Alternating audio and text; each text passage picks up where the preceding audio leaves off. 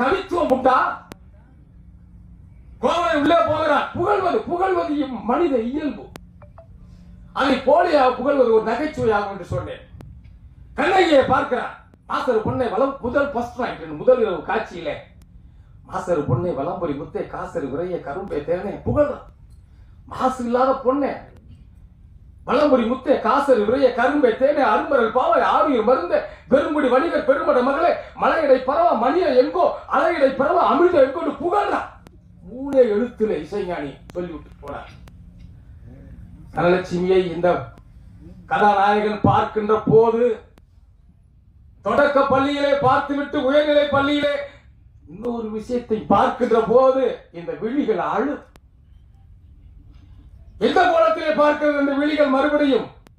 பொட்டு இல்லை, பூ இல்லை, பொலிவும் இல்லை.